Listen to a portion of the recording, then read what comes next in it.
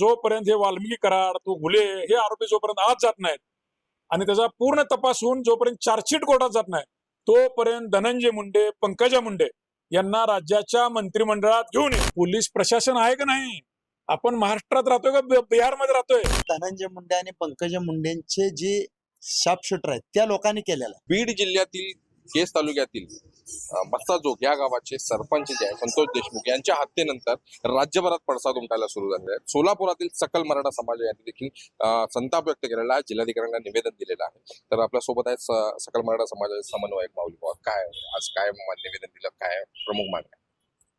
9 डिसेंबर रोजी काल 4 दिवसापूर्वी मराठा सेवक 3 टर्म जो सरपंच राहिला आदर्श गाव म्हणून ज्यानं महाराष्ट्रात मिरवलं असे आमचे बांधव संतोष देशमुख यांना तिथल्या स्थानिक गुंडांनी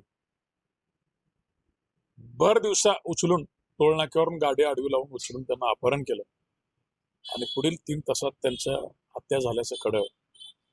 पोलीस प्रशासन कळवल्या त्या डेड बॉडी पाशी जायला प्रशासनाला 2 तास लागले. म्हणजे पोलीस प्रशासनावर किती प्रचंड मोठी दहशत आहे गुंडांची, तिथल्या स्थानिक राजकर्त्यांची. हे खूप मोठं दुर्दैव आहे. म्हणजे पोलीस प्रशासन आहे का नाही? आपण महाराष्ट्रात राहतोय का बिहारमध्ये राहतोय हे कळायला पाहिजे. मुख्यमंत्री माननीय देवेंद्रजी फडणवीस साहेब हा महाराष्ट्र आहे आणि बीड जिल्ह्यात आपल्या असं घडत असेल तर हे खूप मोठी शोकांतिक आहे. मराठा सेवक 3 टर्म सरपंच राहिलेला बिचारा संतोष देशमुखला त्या घराण्याला जोपर्यंत न्याय मिळणार नाही तोपर्यंत सकल मराठा समाज महाराष्ट्रातला असो सोलापूर जिल्ह्यातला असो त्या घराण्याच्या पाठीमागे उभारणार. यातले आरोपी 7 पैकी 3 आरोपी अटक आहेत, अजून 4 आरोपी मोकाट आहेत. यांना अटक करून हा खटला फास्ट ट्रॅक कोर्टात चालून जोपर्यंत आरोपींना फाशी होत नाही तोपर्यंत याचा पाठपुरावा आम्ही करत राहणार आणि जोपर्यंत ह्याचं पूर्ण चार्जशीट कोर्टात जात नाही तोपर्यंत धनंजय मुंडे आणि पंकजा मुंडे यांना मंत्रिमंडळात घेऊन ये अशी मुख्यमंत्री माननीय देवेंद्रजी फडणवीस आणि एकनाथभाई शिंदे आणि अजितदादा पवार हे 3च आता सध्या आहेत. अजून आल हिद आहे बाकी मंत्रिमंडळ. तुम्ही हे गोष्टी दखल घ्या. मराठा सेवक जो आरक्षण लढ्यातला आमचा प्रमुख व्यक्ती आहे संतोष देशमुख याचा जो भ्याड हल्ला करून मारहाण झाले त्याला मारलेला आहे त्याचा आम्ही निषेध करून कलेक्टर साहेबांना निवेदन दिले. गृह खाते देवेंद्र फडणवीस यांच्याकडे आहे आणि अजून देखील म्हणजे आरोपी ते फुले असू दे किंवा वाल्मिकी कराड यांचं नाव येत आहे. तर काय सांगाल गृहमंत्री? माननीय गृहमंत्री देवेंद्रजी फडणवीस लोकशाही मार्गाने निवडून आलेल्या सरकारचे आज प्रमुख आहेत. अजूनही कुठलं मंत्रिमंडळ काय वाटप झालं नाही त्यामुळे मुख्यमंत्र्याला सगळे अधिकार आहेत. तुम्ही एका आदर्श सरपंचला ज्या पद्धतीने मारलंय हे खूपच दुर्दैव आहे आणि अशा प्रकारे जर दहशत घालणाऱ्या पाठीशी सरकार उभा राहत असेल, सरकारचे काही आमदार उभा राहत असेल त्याला खूप मोठं दुर्दैव म्हणावं लागेल. पण एक चांगली गोष्ट अशी आहे की सत्ताधारी आमदार त्या जिल्ह्यातले बीड जिल्ह्यातले त्यांनी सुद्धा या हत्येचा खूप मोठ्या प्रमाणात निषेध केलेला आहे. भारतीय जनता पार्टी सुद्धा तिथले आमदार म्हणले की ही खूप मोठी भ्रूण हत्या झालेली आहे आणि ह्याच्या पाठीमागं कोण आहे हे राज्याला माहित आहे. हे वाल्मिकी कराड तुम्ही ज्याचं नाव घेताय त्याचा राजकीय बाप कोण आहे हे पण सगळ्या महाराष्ट्राला माहिती आहे. त्यापर्यंत जोपर्यंत हे वाल्मिकी कराड तो घुले हे आरोपी जोपर्यंत आत जात नाहीत आणि त्याचा पूर्ण तपास होऊन जोपर्यंत चार्जशीट कोर्टात जात नाही तोपर्यंत धनंजय मुंडे पंकजा मुंडे यांना राज्याच्या मंत्रिमंडळात घेऊन ये अशी सकल मराठा समाज सोलापूर शहर व जिल्ह्याची आमची मागणी. जाधव साहेब तुम्ही काय सांगाल? लायटरनी डोळे झाले आहेत सरपंचांचे.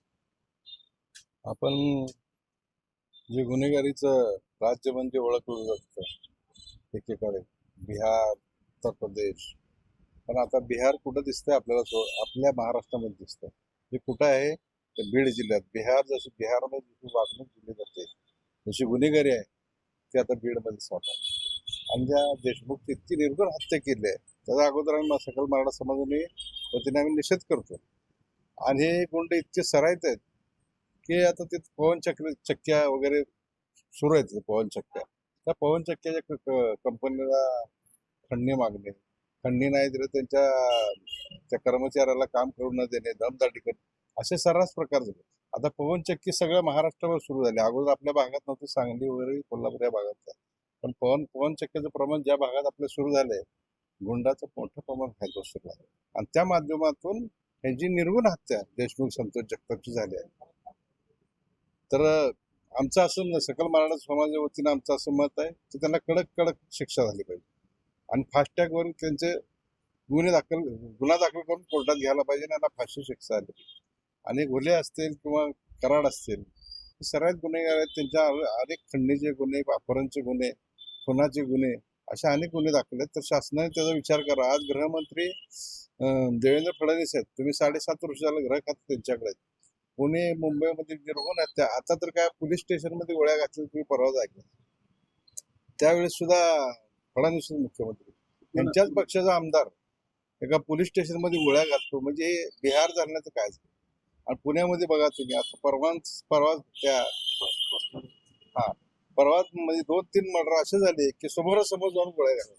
हे काय सर्वसामान्य लोकांनी वागायचं कसं हा प्रश्न.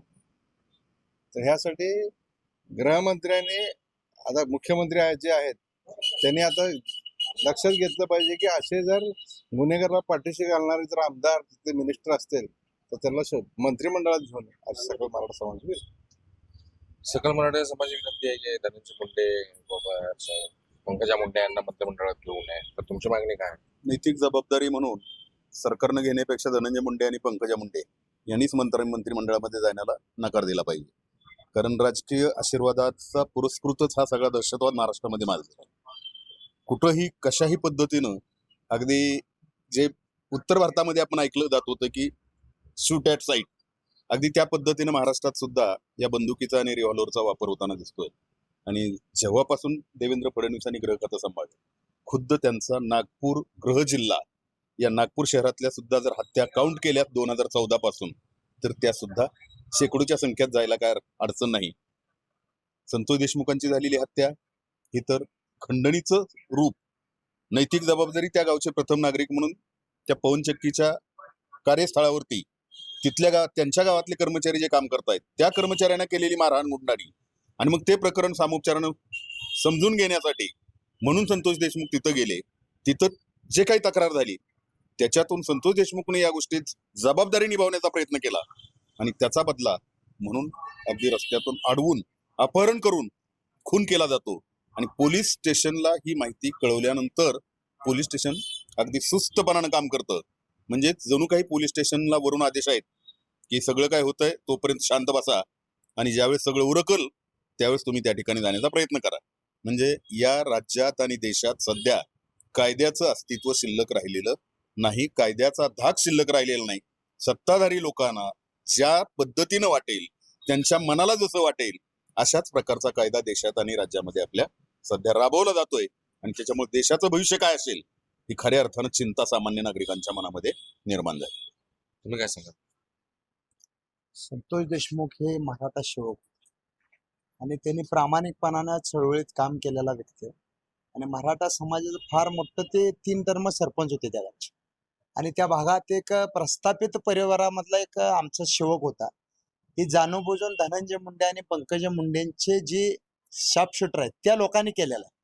ही आमचं वैयक्तिक धनंजय मुंडे आणि पंकजा मुंडेचं वैर नाही, पण आमच्या मराठा सेवकाची जाणून बुजून त्यांनी हत्या केलेली आहे ना. मराठ्याच्या लोकांना त्रास द्यायचं काम धनंजय मुंडे आणि पंकजा मुंडे ही बीड जिल्ह्यामध्ये करत आहेत. त्यामुळे त्यांनी नैतिकता स्वीकारून धनंजय मुंडेंना राजीनामा द्यावा आणि पंकजाताईंनाही राजीनामा द्यावा आणि नैतिक जबाबदारी शिकून मंत्रिमंडळात सुद्धा त्यांनी जाऊन अशी आमची मराठा समाज सोलापूर जिल्ह्याच्या वतीने आमची मागणी आहे. तुमचं काय म्हणणं आहे?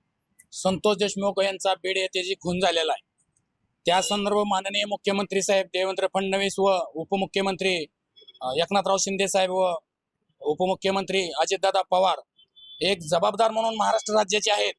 परंतु एक दिवसा ढवळ्या जर एखाद्याचा खून होत असेल आणि महाराष्ट्र सरकार जर गप्प बसत असेल, ज्यांना महाराष्ट्रामध्ये एक सेवा करण्याची संधी आलेली असून जर त्यांना एक ऍक्शन घेत नसतील तर एक सोलापूरमधून सर्व मराठा समाज आणि सर्व समाजातर्फे एक सांगणं या सरकारला की तुम्ही आजची आज ऍक्शन घेऊन त्या संतोष देशमुखला न्याय देण्याचं काम करा. दिवसा जर अशा सरपंचाला मारत असतील तर गरिबांचं काय, गरिबांचं घरोघरात भीतीचं वातावरण तयार झालेलं आहे.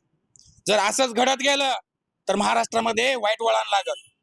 तर ज्यानं गद्दारी केली, ज्यानं अन्याय केला त्याला फाशीची शिक्षा व्हावी आणि या संतोषदादा देशमुखच्या माग महाराष्ट्रातील सर्व मराठा समाज व बहुजन समाज पाठीशी आहे आणि आम्ही राहणार आहे.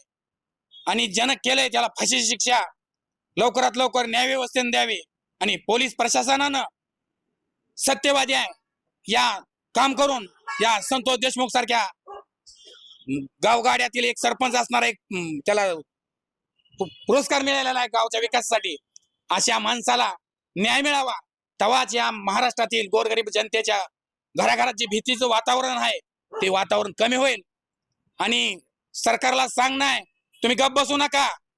तुम्ही गप्प बसला म्हणजे गोरगरिबाचं लक्ष आहे तुमच्याकडं, तर आजच्या आज निर्णय करून त्या संतोष देशमुखला न्याय द्यावा. माऊली साहेब, मी अजून एकदा तुमच्याकडे येतो. कोपर्डीचा एक कांड झाला होता 5-6 वर्ष अगोदर. त्यानंतर मोठे मोर्चे निघाले होते मराठा समाजाचे. तर आता हा मस्साजोगचा कांड झालेला आहे. तर जसं कोपर्डी नंतर 58 मूक मोर्चे निघाले, तसं आता मस्साजोग नंतर मोर्चे निघणार का महाराष्ट्र राज्यात? कारण जरांगे पाटील यांनी देखील हा प्रकरण हातात घेतलेला आहे. कोपर्डीची जी घटना आहे ती एका मुलीबाबत घडली होती.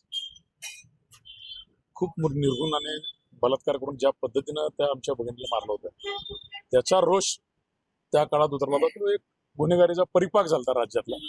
त्या घटनेला आज 8 वर्ष पूर्ण झाली आणि ते फास्ट ट्रॅक कोर्टात चालवलं. त्याला उज्ज्वल निकम सारखे वकील दिले, त्यांना नगर न्यायालयानं फाशी शिक्षा दिली, याचा फॉलोअप घेतला. आणि ह्या प्रकरणामध्ये हे प्रॉपर गुन्हेगार आहेत. ते वाल्मिकी कराड, तो कोण घुले, हे टोळी आहे तिथले, त्यांच्यावर गुन्हेगारच आहेत ते प्रॉपर. आणि त्या गुन्हेगारांसाठी महाराष्ट्राच्या जनतेला वेठीस धरून सगळेजण एकत्र यायची गरज नाही. आमचा अजूनही राज्य शासनावर, मुख्यमंत्र्यावर विश्वास आहे. त्यांनी जर कायद्याचं राज्य आहे असं म्हणत असतील, कायद्याचं राज्य आहे महाराष्ट्रात, अशी मोगलाई नाही चालणार. तुम्हाला ते प्रॉपर न्याय करावा लागेल, देशमुख कुटुंबियाला न्याय द्यावा लागेल. आणि जर नाही दिला तर परत एकदा आम्ही रस्त्यावर उतरायला तयार आहोत. आज बीड बंद आहे, 3 आरोपी अटक आहेत, अजून 4 फिरतेत. त्या 4ही आरोपीला अटक होत नाही तोपर्यंत पुढचे आंदोलन आम्ही चालू करू. आज निवेदन दिलं, ह्याच्या पुढे अजून ह्याच्या पुढची मोठी आंदोलन होईल. पण तुम्ही जर असं सर्वसामान्यांना छळणार असाल, ज्या पद्धतीनं कोपर्डीच्या बांधवाच्या भगिनीच्या पाठीमागे हा समाज उभारला होता, त्याच पद्धतीनं संतोष देशमुखच्या पाठीमागं आज जरांगे पाटील उभारलेत म्हणजे पूर्ण समाज उभारलाय. आज बीड जिल्हा बंद आहे, उद्या इकडे सुद्धा वेळ लागणार ना लोन पसरायला.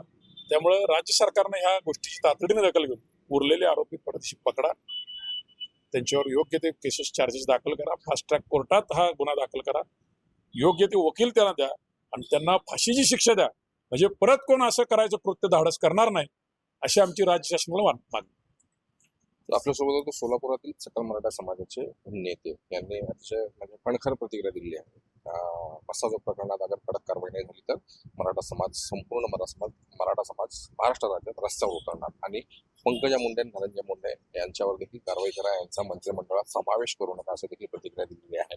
महाराष्ट्र टाइम्सचं इरफान शेख, सोलापूर.